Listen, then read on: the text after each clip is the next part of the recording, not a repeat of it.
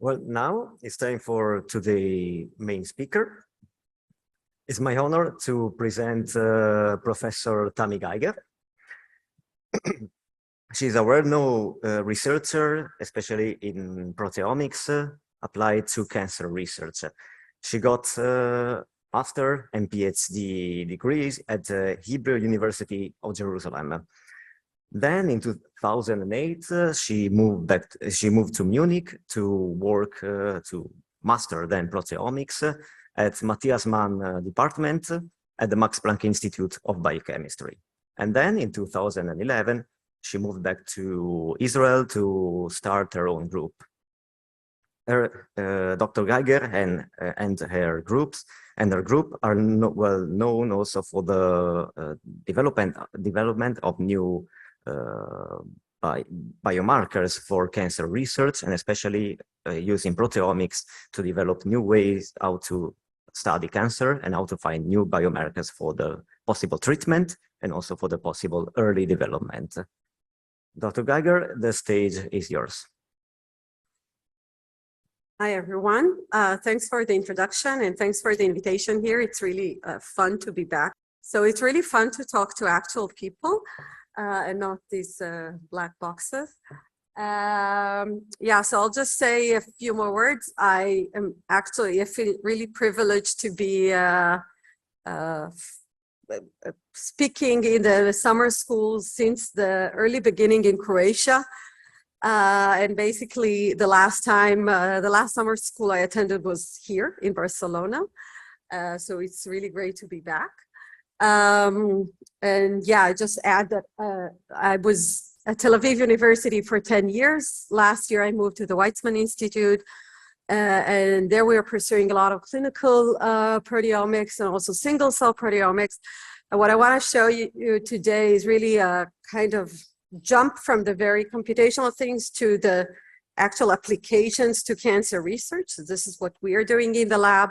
So I'm not going to dig a lot into the computational aspects, but really kind of present what this can be used for. Okay, just one example. So I want to start with the motivation. So starting with the motivation of cancer research and doing clinical proteomics is really with this relatively difficult numbers to graph. So we're talking about kind of a huge clinical challenge. There are 14 million new cancer cases per year. 38% of all of us are going to be diagnosed with cancer at a certain point in our lives. And actually the kind of devastating reality is that in the last 10 years, there was only a 1.5% reduction in cancer-related death. And we're talking about this despite kind of a lot of development in treatment modalities. So starting with surgery, which is kind of the oldest surgeries and chemotherapy, which are the oldest treatments, targeted therapies, and the latest one is immunotherapy. We are still left with really critical questions as to why we are left with this only 1.5 reduction in death. And the main questions that we're trying to address are kind of how diverse are the tumors? How dynamic are they? So we can treat the cancer, but then we also know that the cancer changes with time. So we need to kind of monitor what are the changes there. The question of diagnosis, early diagnosis, and a question of heterogeneity, which is related to like why once we characterize the cancer, why can we basically cure all the cancer? So really, as I said, the issue or the answer lies in the vast heterogeneity of the tumors. And when I talk about heterogeneity, I actually talk about 3 different layers. There is diversity between patients. So we know that when we talk about cancer, each patient who has a cancer has a different one. Even those with breast cancer have different breast cancer. Even those with breast cancer of a certain subtype would be different between patients. But on top of that, there is also diversity between the regions. So you can see here, this is H&E staining, just histological staining. And you can see that, like schematically, if I take 3 different regions of the tumor, this could be actually different from one another. And even within these regions, we can talk about differences. So there are differences between cells. So each one of these regions can actually include cells with different phenotypes. So what we are doing, and I have to say that a lot of the cancer research population, which is relatively large, we're trying to find global markers or characterize the tumor in an unbiased way in order to find molecular determinants related to cancer vulnerabilities. The idea is to find what the cancers depend on and target that specific protein. So I said that really many thousands of people are working in this direction, but when we are looking at what they actually do in terms of research, most of those would use the genomic or transcriptomic levels. And I guess this is a slide that many of you are giving talks also show something similar. I'm kind of talking to a biased audience here. But we know that when we look at genes, genomics, we look at point mutations, chromosomal aberrations, there is a lot of stochasticity in all of these events. A lot of it is not actually translated to any functional output. Then a lot of the people are doing transcriptomic, which follows relatively closely the genomic level, but is already more close to the function. But when we're talking about proteomics, we're closest to the function, we're closest to the phenotype of the cells. And we actually integrate both the genomic level and the genomic aspect of it and the effects of the microenvironment of the tumors. On top of that, what you can also see schematically here, that in the genomics, we are talking about a lot of stochastic events, so a lot of heterogeneity within the tumors. Actually, this heterogeneity is reduced when going from genomics to transcriptomic to proteomics, which means that it's going to be much easier to find statistically significant results when analyzing a smaller number of samples. One other point, like for the proteomics, actually this is taken from a relatively recent publication. It shows the contribution of genomics to targeted therapies. And actually what you can see here is that only about 8% of the patients can be found eligible for targeted therapy based on genomics. And only about 5% of patients benefit from these treatments. So in fact, we're talking about 95% of the patients that are not benefiting from targeted therapies based on genomics. And this is where really proteomics can come into play, because there is a lot of things happening in the tumor which are far beyond what the genomics is contributing. Okay, so in today's talk, I want to kind of take two directions. The main part will deal with tissue proteomics. This is the main part of what we're doing in the lab. In my lab, we're studying breast cancer, melanoma, colorectal cancer, Ewing sarcoma, glioblastoma. So we have studies, some published already, some not, on these different cancer types. And I will talk to you today about breast cancer heterogeneity. And another part, a smaller part that I want to show is how we can translate the proteomics data into identification of biomarkers in liquid biopsies. And this would be in the project of early detection of ovarian cancer. All right, so what is our general workflow? So basically, this is kind of a standard thing. We start with our patient cohort. So usually we go, or almost always, we go from the clinical samples. So we really want to address the most complex system and then use computational approaches to understand what is happening there. So we use relatively rarely animal models or cell lines models, but we mainly, in all the projects that I'll describe to you today, rely on patient material with all the complexity that is related to that I just described. We usually work with formalin-fixed paraffin-embedded tissues, which are really working well for proteomics. And this allows us also to get a lot of relatively high numbers of samples. We extract the proteins, digest them, and analyze them. Until recently, it was all on Orbitrap instruments, QE+, QAHF, and so on. And then I have to say that most of the time is spent on the computational analysis of the data. So this is rather streamlined, and the computational analysis, so obviously we take the raw files from the mass spec, analyze with MaxQuant, and then with Perseus, and then on top of that, we may add additional analysis. Now, when we design such a project, one has to really take care of kind of the design. So in order to get good, important clinically relevant data, we also, it's critical to think about the beginning. So not to get to deal with the problems at the end, but actually start with the design. So first of all, we need to start with large patient cohorts. So analyzing clinical data of 10 patients is not going to give me anything. The variation, heterogeneity is just too large in order to get clinically valuable information. So we're always talking about the dozens or hundreds of patient samples.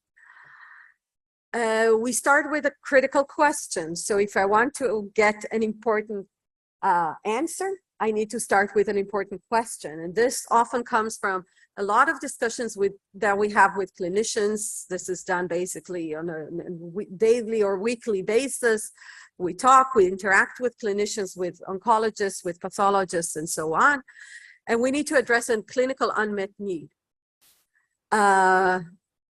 In addition, we need to get all the clinical information. So this is actually harder than one would expect. But we need all the clinical information to be able to associate then the protein profiles with the clinics. And if you look in the literature, actually, this is really missing from a lot of the papers, proteomic papers or even genomic papers or proteogenomic papers out there, that you really have a hard time associating the proteomic data with output. And then, of course, high quality data. So we need deep analysis. This kind of, we know that we want to get as deep as possible into the proteome. But there is also a challenge when we take very heterogeneous tissue, as I just described, because it can be really kind of contaminated with different cell populations.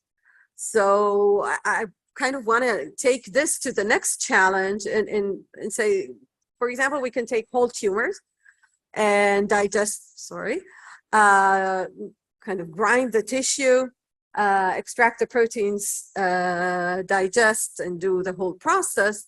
So we would have milligram of protein amounts, so really huge amounts. We would be able to go very deep into the proteome, look at protein modification, so phospho and so on. But in fact, we're not going to know what we are looking at, because this will be a mix of the cancer cells, of immune cells, stromal cells, endothelial cells, and so on. So multiple cell types within this, and it's very difficult then to understand actually where the protein came from. So therefore, we basically hardly ever do this, or never did that in our lab. We can go to the next level of macrodissection. Here we are talking about protein amounts of about hundreds of micrograms, which are really large amounts usually. We can get very deep into the proteome, so many thousands of proteins, up to 10,000 proteins or so. And this would be highly enriched for cancer cells.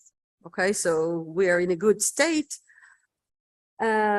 The next step would be to do microdissection, laser capture microdissection, for example, and there we really have the microgram of proteins, or relatively small amounts of proteins with very high purity. And the next level is to the single cell. So this is kind of where the proteomic field is going nowadays. There is a lot of effort to go into single cell proteomics, and quite nice kind of beginning of the whole field. And here we are talking about sub-nanogram, about 0.2 nanogram protein per cell, per cancer cell, I would say. So in my lab, we usually go for either the microdissection or the macrodissection. We really go for the relatively small amounts. Even when we do macrodissection, it's really relatively small. And nowadays we are lucky that the instruments got better and better, so we can really get deep. Even from 1 microgram of initial material, we can already get very good data out of it. In terms of sample preparation, our method of choice in the last years is the SP3 So this was developed by Yaron Preisfeld from Germany. And this is a bead-based protein digestion. So basically we can load with very high detergent, so we can extract the proteins very efficiently. We put them on the beads, digest them, you can purify everything, and we get very high yields of peptides at the end. So this is kind of, we shifted all the methods to this one. And we also fully automated the whole workflow on the Agilent Bravo liquid handler. So we can do it really streamlined for dozens of samples in very high throughput. So kind of making the whole thing much more streamlined.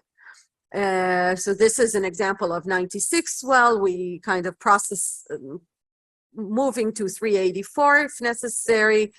What you can see here is TMT. So we, in terms of quantification methods, we actually have different projects using different approaches, from SILAC-based internal standard analysis to TMT and to label-free. So nowadays we are mostly doing label-free analysis in the lab.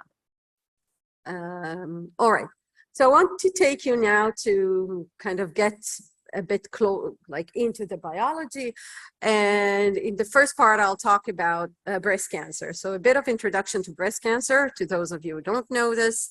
So just kind of very generally, this I'm showing you here a figure from a landmark paper from the TCGA like 10 years ago, where using RNA-seq and genomics, they separated breast cancers into 4 main subtypes. This actually recapitulated things that were already known 10 years before. So we have 4 main subtypes: luminal A, luminal B, HER2, and basal-like. Luminal A and luminal B express the estrogen receptor, progesterone receptor. HER2 has amplification and overexpression of the HER2 receptor tyrosine kinase, and basal-like are mostly triple negative. It means that they don't express the ER, PR, or HER2. Now in the TCGA, they associated each one of these subtypes with specific mutations. They associated with immunohistochemistry staining, and with copy number analysis. Okay, so kind of linked everything, and these are the main subtypes that are known based on RNA analysis for many years, and these are really well accepted. So just to show the power of what we do in proteomics, it's a bit looking at things from a bit of a different direction than the rest of the world, I would say, or most of the world. Gali in my lab a few years ago took a lot of data that accumulated in our lab. Everything was analyzed with SILAC standard, so that meant that we can integrate a lot of data together with basically no batch effects and really very easily. And she took about 200 tumor samples and decided to look at it in an unbiased way. And what you can see here is that when she clustered the data, using the consensus class clustering algorithm, she found 4 subtypes. Okay, so you can think, okay, it's recapitulating the RNA. But in fact, when we are looking at it, we saw that, if you can see here in the alluvial plot, you can see, so here we have the consensus clusters, CC1, 2, 3, and 4. You can see that CC4 is basically mostly triple negative, so that kind of fits. However, when we look at the ER positive, which are luminal tumors, we actually see 3 consensus clusters, as opposed to 2 consensus clusters, to 2 clusters at RNA level. And the HER2 didn't actually form a separate cluster. So actually it was divided between all 4 consensus clusters. And we looked and we compare these data to reverse phase protein arrays, and we looked also in CPTAC data. So all the protein based analysis of breast cancer actually showed the same thing as us. But this is really different from what is seen at the RNA level. And when we were digging deeper, you can find everything that was published. So I'm just really briefing through. When we look at the differences between 2 luminal A clusters that we found here, these differences are simply not seen at the RNA level. So we are really seeing stuff at the protein level that is not seen at on RNA. And we also showed that this can also be translated to, so these new luminal A subtype can be associated with resistance to treatment in luminal breast cancers. So this was kind of a clustering paper or clustering study or classification study, but we wanted to see also whether the proteomic data can take us to help us understand resistance mechanism to treatment. So here in this project, Anjana in my lab asked herself, together with our collaborators, whether we can identify protein markers that are associated with resistance to neoadjuvant chemotherapy. So neoadjuvant chemotherapy is given to breast cancer patients when they arrive to the clinic with relatively large tumors that cannot be readily excised. So they want to shrink the tumor first, make it more accessible to surgery. And in this way, they can also kind of predict whether the patient is going to respond to the next line of, to the post-surgery chemotherapy.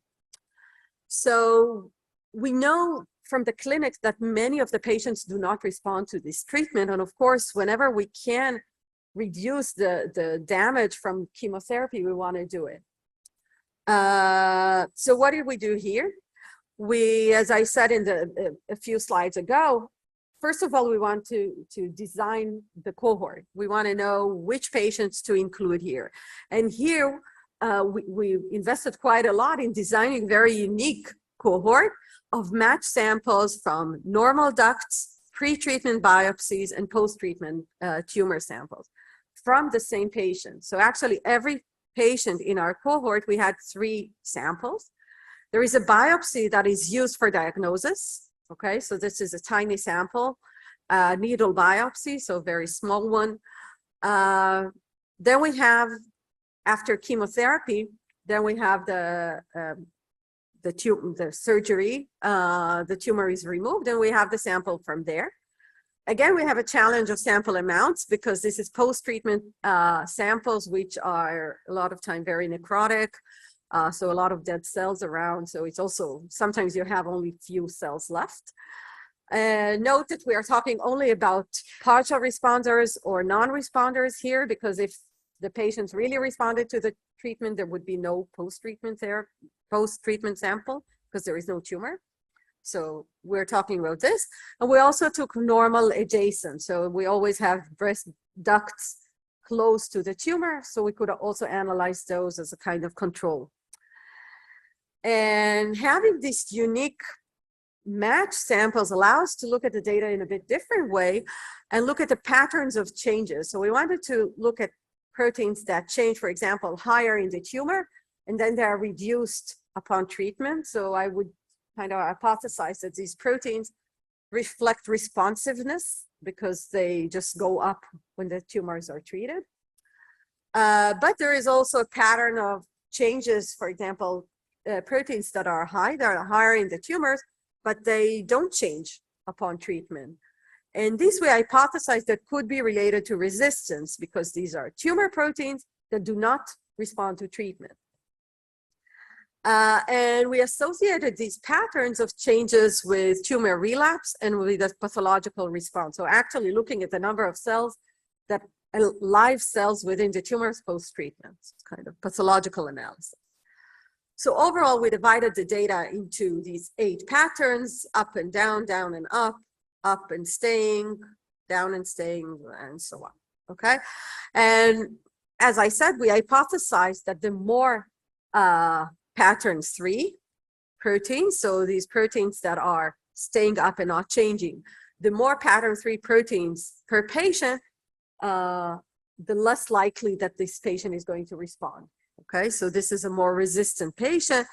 And indeed, you can see when we associated all of these, so basically the recurrence-free survival and the number of proteins per patient per pattern, you can see that there is negative correlation between pattern 3 proteins and recurrence-free survival. So the more pattern 3 proteins we have, the lower survival this patient has. And actually, this was the only pattern that had a statistically significant correlation. We also could see that when we compare, for example, we do a simple t-test or not so simple variation of t-test and compare post-treatment versus pre-treatment samples. In the better responders, we have hundreds of significantly changing proteins, while when we look at the poor responders, there are really few significant changes. And this is also true for the no relapse and the relapse. The no relapse and relapse patients. So basically the worst prognosis, the tumors are not changing much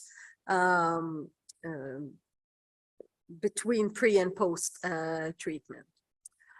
Now, making a very long story short, what we actually found looking at these pattern-free proteins, there were hundreds of proteins there, and we're trying to find potential proteins that could be of interest to continue with our analysis. And we could find there are a lot of oncogenes like AKT, STAT, and so on. But these would not be really interesting for follow-up. What was actually very unique, kind of caught my eye when we looked at the data, is that we found the whole proline biosynthesis pathway there. And I guess many of you are used to looking into protein data sets and all of kinds of signatures, and it's not that often that you see a whole pathway in one kind of cluster. So this kind of was really intriguing. We found, so the proline pathway starts with glutamine or glutamate that is converted to P5C and then generates proline.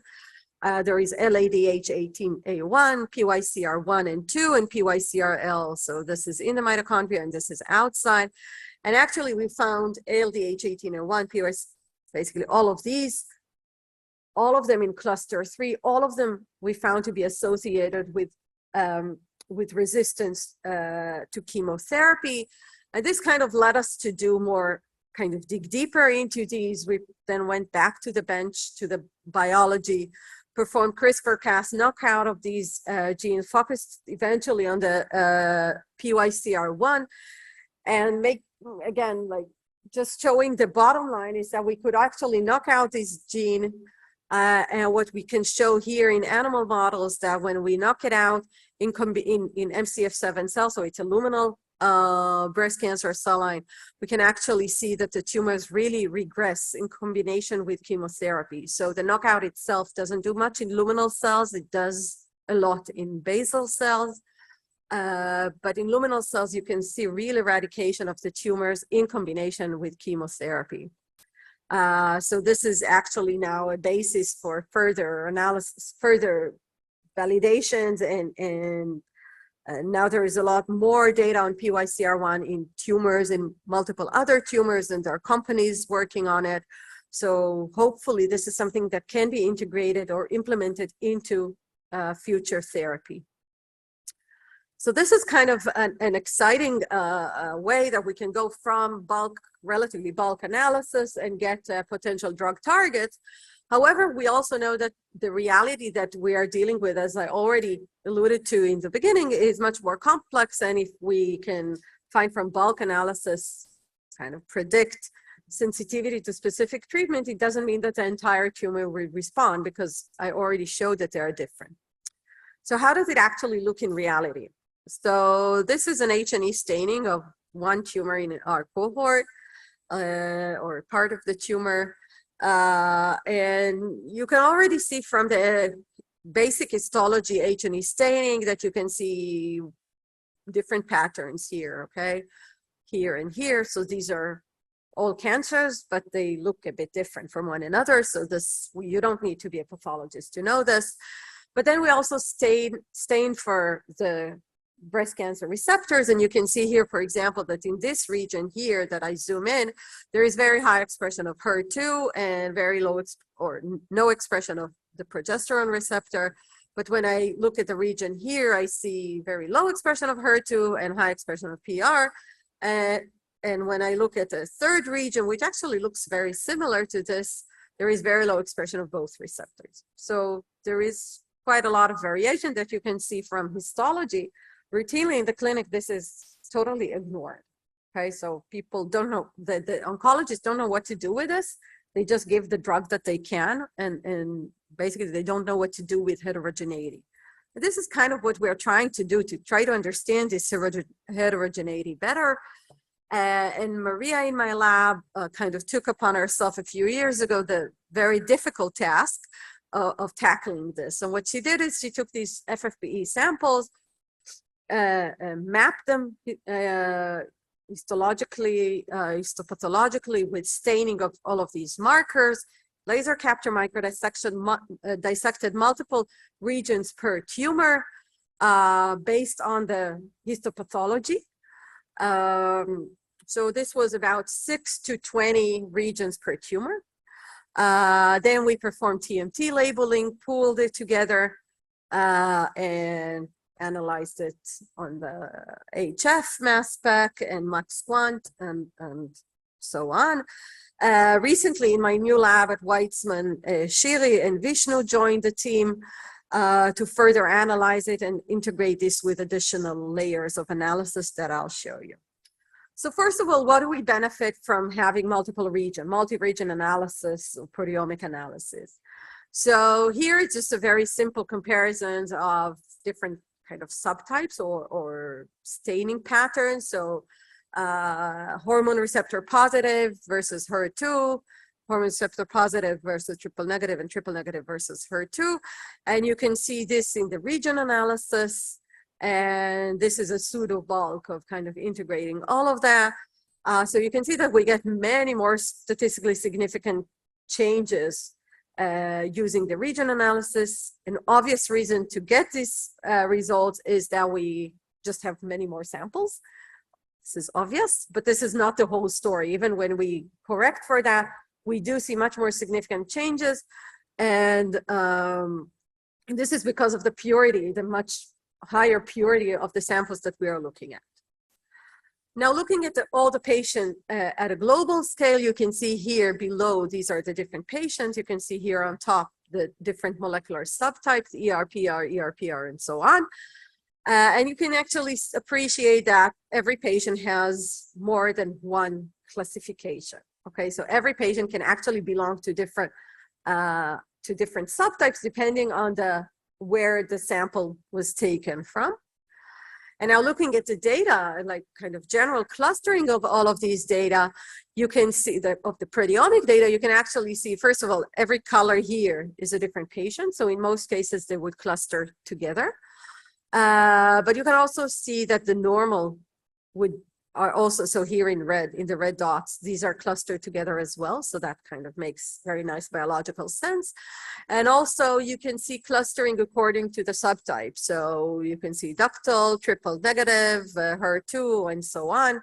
So there is also kind of things make biological sense. But there are also exceptions. For example, we see tumors. This is one patient that we have very far regions, so with very low correlation between one another. So, and this is one example, this is a second example. So within the same patient, we see very high variance. And what was also interesting is that we could see, so we have a very large triple negative breast cancer cluster, but we can also see triple negative regions kind of embedded all over kind of this dendrogram. Which is very often triple negative regions that are coming from a very heterogeneous tumor. So if they are surrounded by luminal regions, it's ERPR positive regions, they are very often similar to the luminal tumor despite being triple negative. So we actually have many phenotypes of triple negative that can differ. Now, one of the questions that we were asking is this heterogeneity that we see, or the heterogeneity that we think of at the proteomic level, how it is related to heterogeneity at the genomic levels. So we took 5 of these tumors. We also did some exome analysis. And what you can see here, this is the genomic similarity, and this is the proteomic similarity. And as I said in the beginning, we can actually see that the similarity is much higher when looking at the protein level than the genomic level. So all of these stochastic events that are happening at the genomics are not actually translating to clear differences at the proteomic level. And this is what we are seeing here. And where can we take this? So what does this heterogeneity tell us about the tumors, the biology of the tumor? So for example, we can ask question related to the spatial context. So what is the difference between regions that are in the center of the tumor versus the periphery of the tumor? And for the hormone receptor positive, we could see that the peripheral regions have much more interaction with the extracellular matrix, much more cell adhesion, much more invasiveness, actomyosin, actin, and so on. In the triple negative regions, we can actually see in the periphery much more interaction with the immune system, so interferon signaling, antigen presentation, and so on. So these are more immunogenic, and you can see that the external regions are much more interacting with the microenvironment, which also makes a lot of sense. Then we ask kind of where we are taking the data. We ask what are the proteins that are relatively stable across the tumors versus proteins that are very variable. So for example, here, the constant proteins would include a lot of proteins related to protein production machinery. Proliferation, translation, and so on. While when we're talking about the very variable proteins, we're talking about several metabolic proteins, as well as proteins related to the immune system and adhesion. Again, kind of similar to what I showed before. And you can think about it again as if you want to translate these data into efficient therapies, maybe the right way to go is to target these very constant proteins that by treating the tumors, we're going to kill all the tumor cells rather than just killing a subset of the tumor and then allowing for generation of treatment resistance. Now, seeing all of these interactions with the immune system, we decided to go one step further, dig deeper into that and ask specific questions related to that, and to see how our proteomic landscapes talk with the tumor microenvironment and the immune landscape of the microenvironment. And to address this, we actually performed multiplex immunohistochemistry. And what I'm showing you here is just the cancer cells in green, T cells in blue, and macrophages in pink. And what you can see, so basically, again, this is just an example, and you can appreciate the vast heterogeneity. And if I compare here two different tumors, so for example, BC31 and BC27, you can also see, for example, and this is kind of, we underwent this process of, first of all, the staining. Then we did this deep learning based cell segmentation and annotation. So we define each cell what it is. Then this is the basis for quantifying the distances between the cells and quantifying the amount of cells. So all of that. So these are kind of the steps in the process, but you can also appreciate the differences. For example, in BC31, we can see the T cells and the macrophages more or less in the periphery of the tumor, so surrounding the tumor, while BC27, they are really infiltrating into the tumor. And these are huge differences that we can now ask ourselves, what are the proteomic differences between these immune phenotypes? And we could find more than 1,000 proteins that distinguish between these two phenotypes of more compartmentalized immune infiltrates and infiltrated tumor. And we can really see also proteins related to antigen processing and presentation, interferon gamma signaling. So all of these processes kind of inside the tumor. I think I'll skip this one. So basically, relation to the breast cancer analysis, we could find that the protein-based classification identified novel breast cancer subtype with potential clinical relevance. We found features that cannot be seen at the RNA level. We found that we found basically the importance of PYCR1 in resistance to chemotherapy.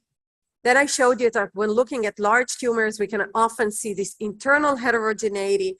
And what we are doing now is integrating this topological information with the proteomic data to really find more kind of high resolution analysis of the tumor heterogeneity. Okay, so in the last 5 minutes, I want to kind of give you a glimpse of a totally different project that we have been working in the lab for quite some years already. And this is in relation to liquid biopsies. So this is another direction, rather than understanding the biology of the tumor, really taking it to the clinic and identifying biomarkers. So this is a huge challenge. We don't do it very often, but I think this is a very exciting example, at least in my view. And in this case, we want to identify biomarkers for early detection of ovarian cancer. And specifically in this context, we focused on BRCA mutation carriers. So these are mutations that increase the likelihood or the risk of developing cancer at a very early age. So for BRCA1 carriers, there is a 50% chance of or risk of developing cancer. BRCA2 is 20%, which is much higher than the general population. And in general, ovarian cancer is a huge clinical unmet need because women are normally diagnosed very late.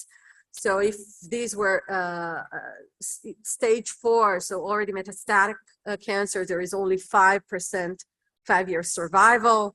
And if these were diagnosed at an early stage, so at stage 1, for example, there would be 90% survival. So there is really critical need to diagnose these patients very early. Specifically for BRCA carriers, mutation carriers, usually these women are advised to undergo a prophylactic surgery to remove their ovaries and fallopian tubes at the age of around 40, which causes early menopause. So kind of very difficult consequences of that. And what we want to do is to be able to tell these women, you are okay, you don't have cancer. You can postpone the surgery for, let's say, another year or another half a year. And then every time test it again and again until they're 50. And at 50, it's not a big deal to remove the ovaries. It's already fine. So obviously, we're talking about an unmet need. Current clinical regimens or routine includes one marker, CA125, which is not used for early diagnosis. It's not good for it. It's in a blood test, so actually only when the tumors are really invasive already, that's the only time that you can see markers in the blood. I'll skip this 1 second. And basically our idea was to take a different approach, and this is to take a liquid biopsy from proximal fluid. And the idea is to perform uterine lavage. So this is kind of washing of the uterus and the fallopian tube. The fallopian tube is actually where ovarian cancer starts. So this increases our likelihood to find the early events by secreted proteins from the tumors or from the response of the microenvironment to the existence of tumors. We take these fluid, we isolate vesicles, microvesicles from these fluid and run them on the mass spec. So in a previous study that we did, actually also on plasma or any other body fluid that we tested, we could see that by analyzing the microvesicles, we can see thousands of proteins from single runs on the mass spec. You can see that we isolate very nice vesicles with a distribution of about 200 nanometers. So we are not talking about exosomes. These are larger vesicles for those of you who are in the field. And we could really see 3,000 proteins in single shots as compared to just a few hundred proteins when we look at plasma. So we took this approach, and we have been working with this approach for quite some years. And in this specific project, this is a very close collaboration with Dr. Karen Levanon from the Shiva Medical Center, who was able to really collect hundreds of samples from BRCA carriers and from the general population, from patients, so from patients with ovarian cancer, including also early stage ovarian cancer, and with various controls, so either healthy women or women with a huge variety of gynecological problems. And our aim is to basically establish a classifier that would determine, based on proteomic data, whether a patient or whether a patient is an ovarian cancer patient or not. And we do this by, so we machine learning based analysis, and we generate these ROC curves that you can see here, where we basically define. So the idea is that we want all the patients to be diagnosed. So we need high sensitivity. We don't want to send women home thinking that they're healthy while they're actually having ovarian cancer. But we also don't want, we want all healthy patients should not be diagnosed. So we don't want to tell a patient that, or a woman, that she has cancer while she doesn't.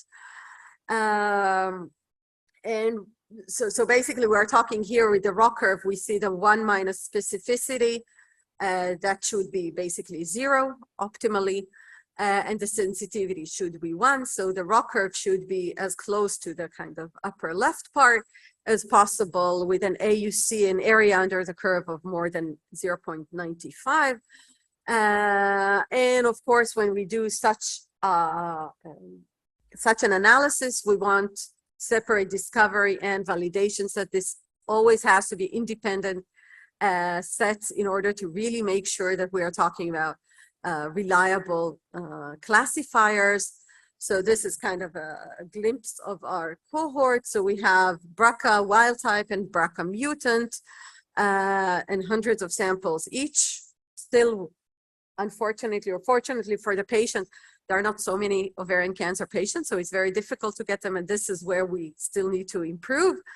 But kind of a glimpse of our latest results. Using linear regression models, we identify predictive signature that includes only 2 proteins, actually. So this is from the discovery cohort. So we have an AUC of 0.98 almost. So really excellent one. And also in an independent validation cohort, we could get almost 0.95 AUC, which is, again, I mean, very encouraging. And I also have to say that probably the most exciting times in this project were when it was kind of a back and forth between Karen's lab and mine. So they gave us the samples, we analyzed them, and kind of used the predictor to tell them the result. But it was all blinded, so we had no idea what we are analyzing, and we told them kind of if predicted to be a patient or not. And sometimes they told us that no, we predicted it to be a patient. They said she's a healthy woman. But then actually these women, some women with prophylactic surgery, their ovaries were taken out and analyzed by the pathology. And actually these women thought that they were healthy, but in fact in pathology they could find early stage tumors that nobody else could see. So not with ultrasound, not with biomarkers or anything. So this really encourages us that kind of this can actually translate to something real. And we hope to kind of take it out of the lab into a more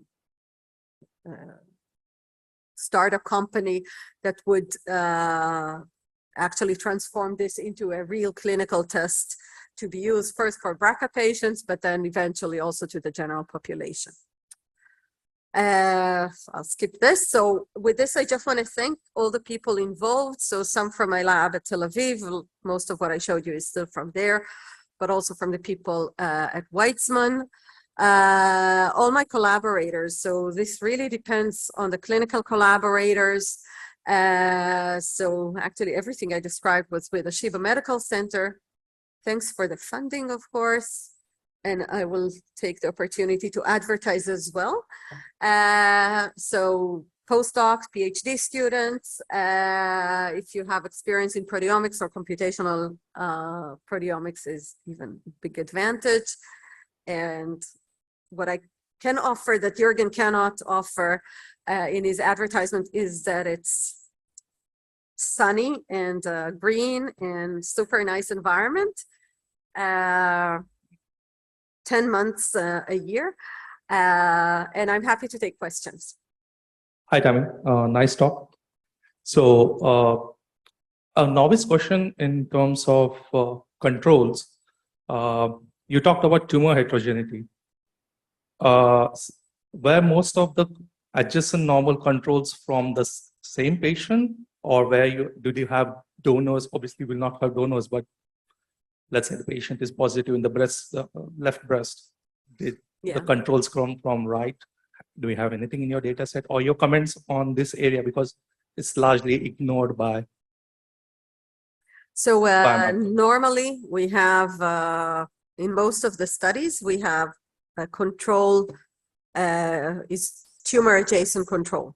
So it's not from a different breast, because you don't punch the woman especially for that. I mean, we're always limited to the clinical samples that people have, right? In the study that I showed you about PYCR1, I didn't talk about it, but we actually had several samples from breast reduction surgeries. So there it was actually really healthy breast ducts, and they clustered completely together with a normal. So this kind of gave us the confidence that this is a correct control for us. But this is a unique opportunity, I would say. There are cancer types that it's impossible. For example, I didn't talk about it when we have big projects about melanoma, and there is no normal control because it's, you know, one melanocyte. So it really depends on the tumor type, and there are also cancers that there is no, the cell of origin is not known. So, you know, it's complex. So we can answer what we kind of only based on the samples that we have.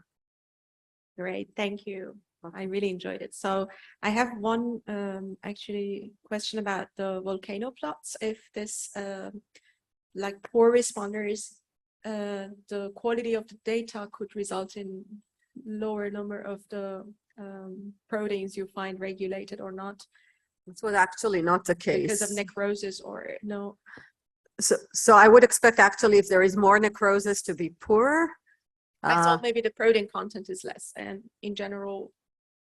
No, I would say that there was no like general bias in that sense, but it was small amounts. So you just take those cells that survived. So we didn't take necrotic places because that would ruin everything.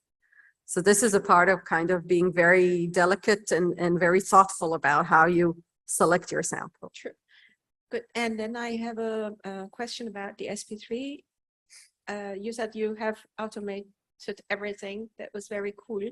Based on the sample quantity you were talking about, what is the biggest amount of protein you start with for SP3 that is sufficient for TMT labeling? So we are usually on the lower side, so we don't ask the question of largest, but the smallest. But because of TMT, I'm asking, because you really need a little, at least like a little bit to start. So I would say now routinely we're working with 1 or 2 micrograms, but I think SP3 is really good for the low amounts. I think it's not as good for the very large amounts. So for going for large of hundreds of micrograms, probably this is not the method of choice. Okay, so I thought you do SP3 and then you continue with TMT in the same play. That maybe I got you. No, we did, but this was for very small amounts. Also, you do TMT on very small amounts. Yes, we do. Cool. Okay. Yes. And one last question: the 384, does it fit your LCs, or because you said you want to move towards that? So we take the LC works. The setup that we have works in 96, so it's not for. We don't transfer it. No, we don't transfer it directly the plate as is to the LC. We transfer it first. Okay, so. Great. Thank you very much. Hello, thank you very much for the talk. I would like to ask you, because at the beginning of the presentation, you mentioned that you used MaxQuant for the data processing, and one big part of MaxQuant, as we saw in the basics talk earlier, was the FASTA file that we use for the identification. So do you have a specific FASTA file accounting for mutations that are typical on these cancer variations, or do you use a standard FASTA file from a human proteome? We use the standard UniProt FASTA files. Okay. So we don't use tumor-specific databases because we usually don't have genomic data as well. So we had it for a few samples, but not all. So it's not like patient-specific database that one can generate. And the main variants we could still see there, but honestly, this is not our focus. So I think previous studies showed that people who did do this genomics and proteomics didn't identify a lot of mutations at the protein level. So it seemed not the most promising direction.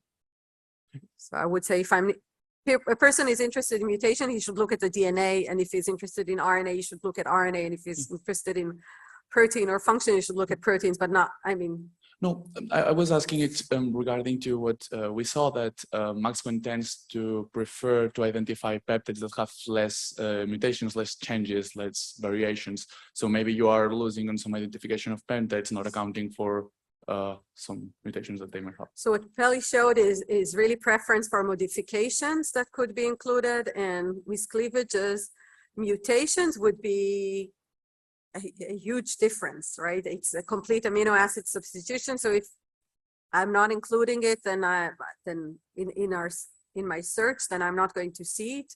And yes, I could be missing stuff, but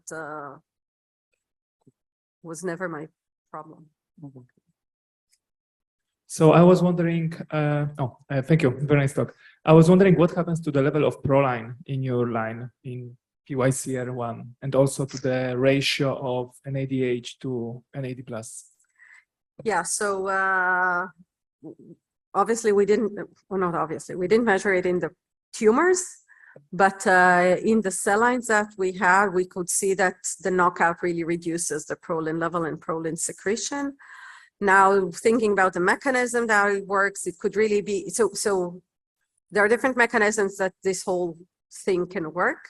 One mechanism is related directly to proline and then the potential implication on ECM proteins, collagen, and so on that are really have high proline levels. So this is kind of one direction, and this has been shown like that these enzymes can be affecting these. Another approach is a metabolic one that could be more related to first NAD plus NADH. We also showed in that paper that when we when we knock it out, the flux of carbons goes more to the TCA cycle than from glycolysis. So this could be the carbon part or the NADH. So it could be both things. I don't know which part is more important in terms of tumorigenesis. My guess is that both, but yeah, we looked into, so we looked more into the metabolic aspect than the collagen, but it could still be very important here. Thank you.